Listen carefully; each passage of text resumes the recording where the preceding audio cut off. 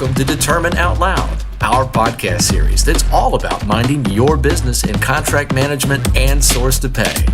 And now, your host, VP of Product Marketing for Determine, Constantine Limbarakis. Hello, everybody. Welcome to our latest iteration of Determine Out Loud.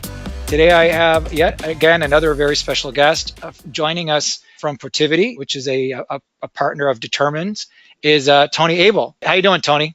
I'm well. How are you, Constantine? Doing great. Just trying to get over the Indian summer here that we're having here in Chicago, and we're moving. Looks like fall's kind of kicked in. How about you? Where are you joining us from today? Yeah, I can relate very easily. I'm from Minneapolis, so I think our weather just follows the path to you guys about a 24-hour period later. So we're probably experiencing much of the same. Yeah, exactly. So though you guys get a little bit more snow, but we're not here to talk about weather. We're here to talk about some of the hot topics that we do as part of the OutLoud. And one of the things I always like to do with my guests is talk a little bit about just kind of your background. So Tony, tell me a little bit about kind of how you got into being at Protiviti. I know Protiviti was founded by a lot of the ex-folks I actually used to work with also at Arthur Andersen, but very strong consulting. But tell me how you got into the industry. Yeah, well, interestingly enough, I started my career in the industry with an internship with a large consulting firm, what feels like many, many years ago.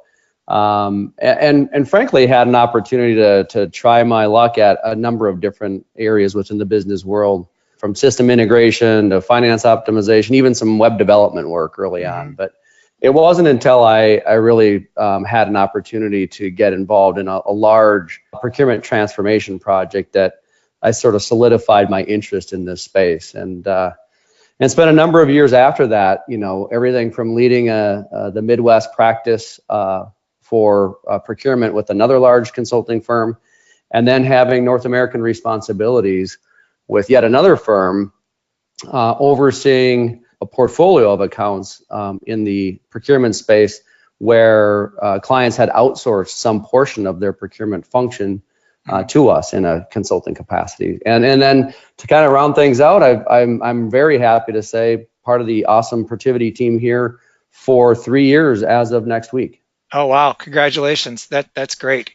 I know that, like I mentioned earlier on the call, that Determine and Protiviti are partners, and we work together in a variety of capacities. And one of the things that we just did, in fact, I was on a webinar with your colleague, Chris Monk, and we talked about this topic of contract management and supplier management. So why don't you give me some of your thoughts, Tony, on what you're seeing because of your involvement in procurement in the industry from a services side, how you're seeing things evolve. Maybe we can kind of break down some of those core elements of what we talk about from, maybe even source to pay, and understand some of those elements. So why don't we start out with contract management? What are some of the things that you're seeing there, and kind of how you're aligning that with what the clients are trying to do as part of, wider digital transformation goals?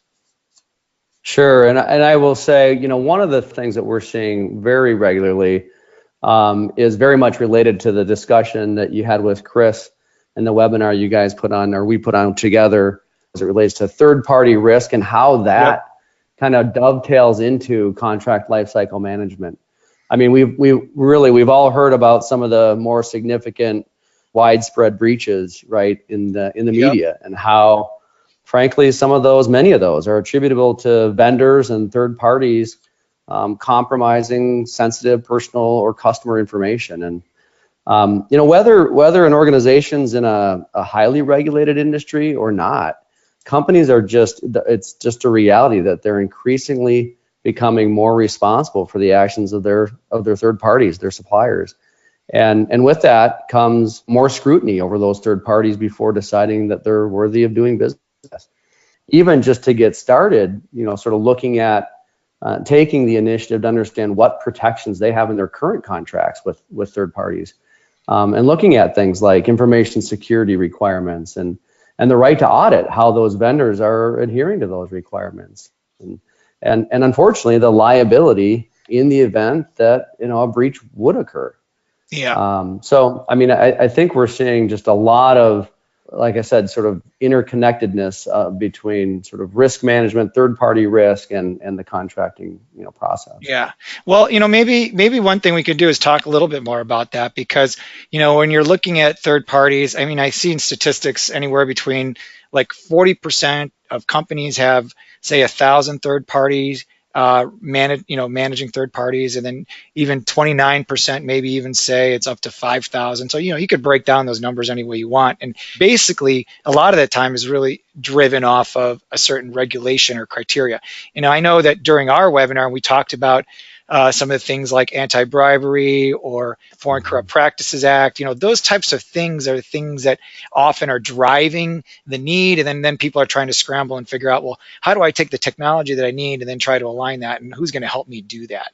Maybe you could talk a little bit about some of that. What are some of the areas that you've seen a huge pickup in terms of regulation driving the need to then digitize or automate the process in procurement or sourcing or wherever it would be in supplier management, and then trying to get that executed? So maybe you can expound on some of those experiences. Yeah, it's an interesting point. Certainly you'd be surprised if I didn't start with financial services. We all understand, the banking dilemmas in the past and what that's resulted in terms of regulation.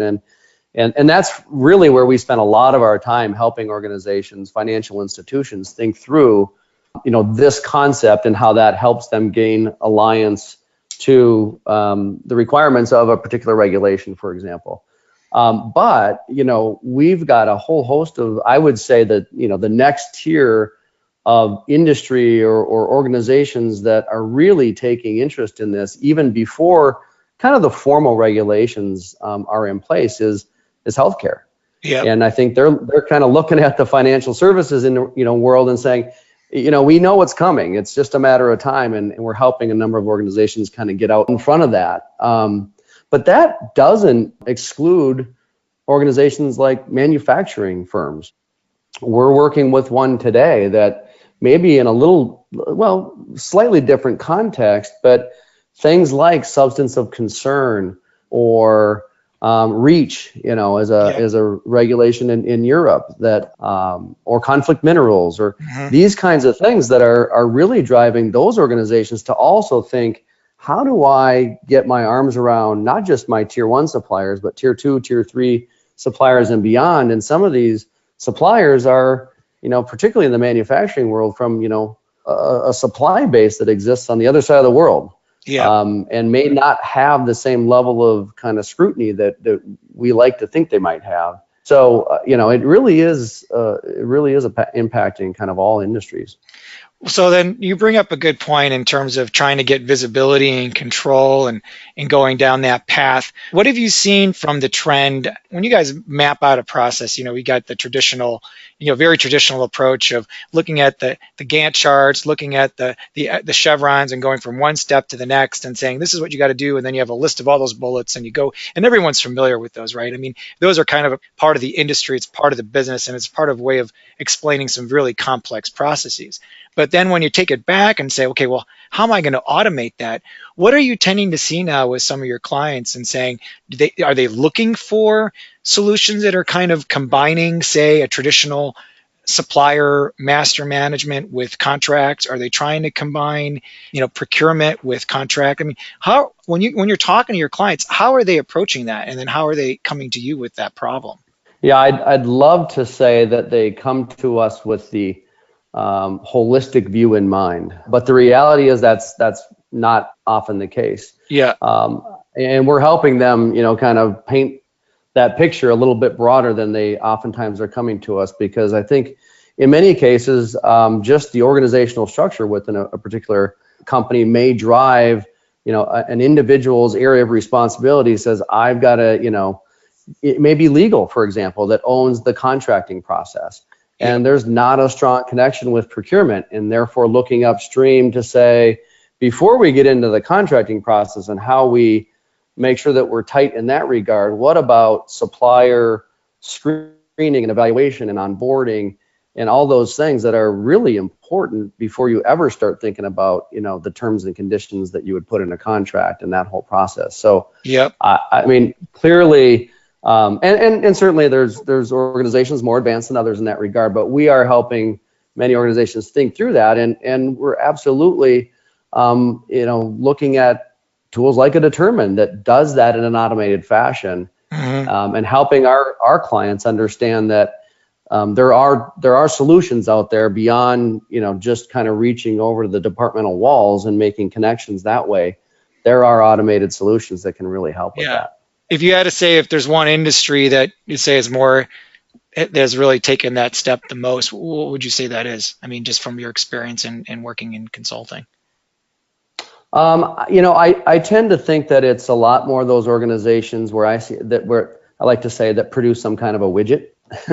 the manufacturers of the world that just tend to seem to think a little bit more that way, and oftentimes it's in their their COGS or the bill of materials and those kinds of things that I think are driving them to just have that type of thought process and behavior as it relates to what it takes to secure all the raw materials necessary to produce whatever it is that they produce. Yeah. I think I would concur with that, and you're probably right. The bill of materials, all that stuff that's got to be there, and maybe the services industries are the ones that are kind of now realizing that this has kind of got to be automated, which is probably one of the harder areas to try to automate, right?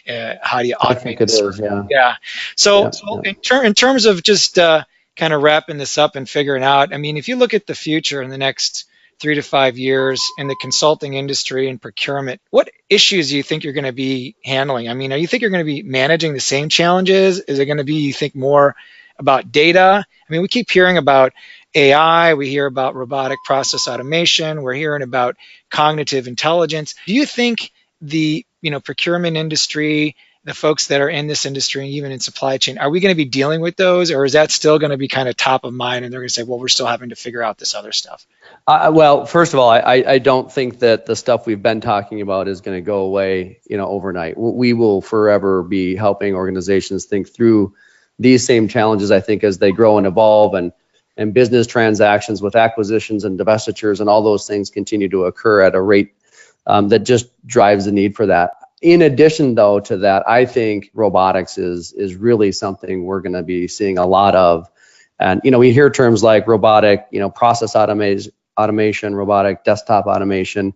I really think those are terms that are going to become common practice in the business world. And really machine learning and that system automation and those advances have already increasingly enabled organizations to drive efficiencies in their organization in entirely new ways. And they're still relatively new. But they are becoming easier to install. I think they're becoming more affordable. And I actually believe that not too far down the road, we will see robotic or process automation capabilities built right into kind of core technologies, as opposed to perhaps a bolt-on or value-add kind of technology. Yeah, that's a really good point, and I think it's a great way to conclude with the unknown, but the foreseeing. And until that time, I'm still going to ask Alexa what the score of the game is. The easiest cognitive way I could do it. I know that's something I'm using today, and maybe the consumer world will continue driving the needs of the business world, but that'll take its time. But until then, I definitely, Tony, I want to thank you for taking a few moments of your day here to talk with me and talk a little bit of shop here in the industry. Yeah, my pleasure, Constantine. Anytime. All right, thanks a lot. And until then, we'll talk to everybody soon. Thanks again. Bye-bye. Thank you.